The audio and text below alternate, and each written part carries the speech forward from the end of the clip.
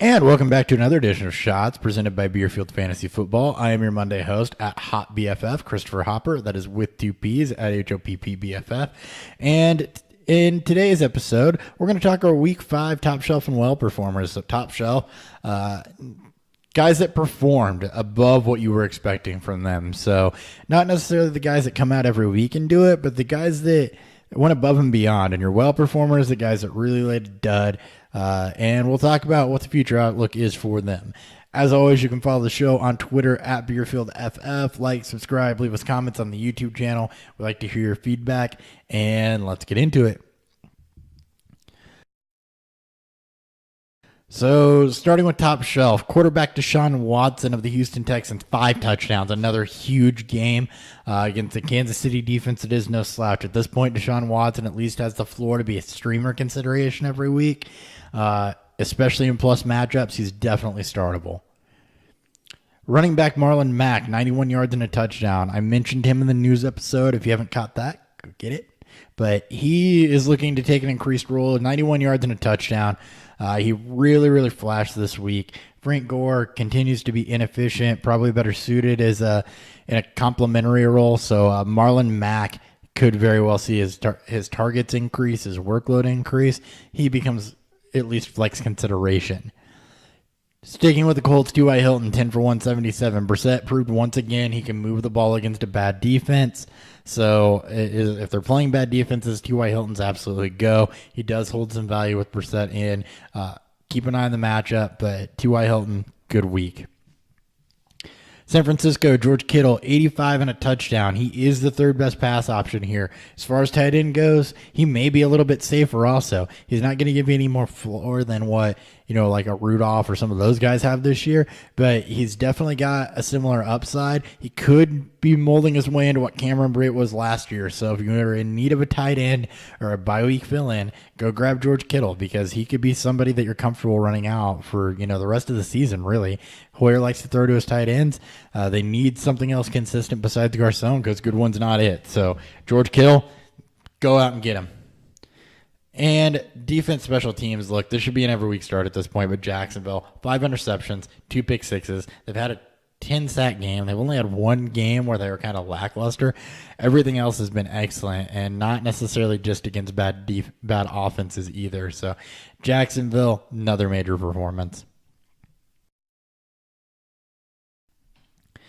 Andrew Well performers, the guys that left you a dud. So starting off, Ben Roethlisberger, 5 interceptions. We mentioned it on the Monday episode. He's droppable at this point. He has not performed at home. He's not performed on the road. He said in a press conference he doesn't think he has it. If you own him in Dynasty, maybe try to move him while he still has value. But this could be his last year. He was contemplating retirement last year. He's not looked the part this year at all. He's on the downswing.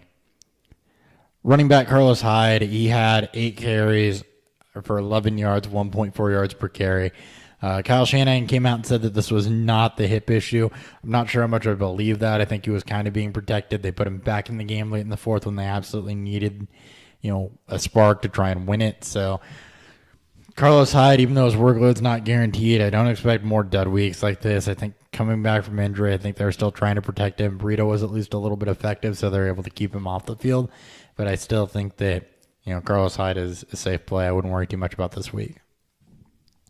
Amari Cooper, 1 reception for the 3rd straight week. He's my wide receiver, well performer. He's way down there. Look, I don't think that you can trust starting him, especially not with Derek Carr in there. When Carr's back, okay, maybe roll him out. You may want to see it for a week or so because he's giving you 3 straight duds.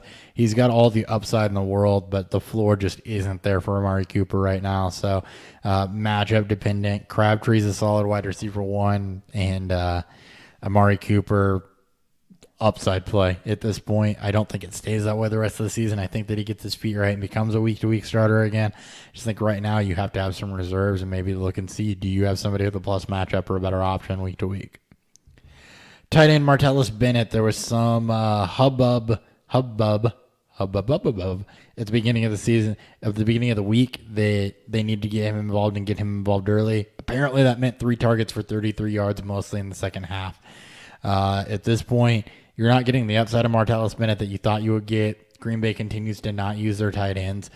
He's droppable. Look, he's going to have a blow-up week at some point, but if I don't want to be the one that's guessing when that is, so you can kick him to the curve. And well-performed for defense, it's going to be Houston. Look, Kansas City looks good, but their secondary is nothing to write home about and beat up. And then you lose your two best pass rushers. Houston's just in really, really bad shape, and they're now a streamable defense, in my opinion. They've got Jadeveon Clowney still and Bernard Robinson, but I just don't trust that pass rush to get home with that secondary being as bad as it is at this point. Losing Mercilus and Watt hurt them too much for me to say, yeah, let's run them out there every week. I don't think you can do that anymore, and you're going to see points being put up on them. That's all I got for this week's Top Shelf and Well. Be sure to check out the news episodes. We release those every day, literally 6 days a week. Nick and I do a live episode on Sundays. There's a podcast that comes out 3 days a week. Mondays, we do kind of a weekly review. Fridays, we do a weekly preview. Wednesdays are the fun episodes. We talk about whatever we want. So if we can check out an episode, check out a Wednesday episode.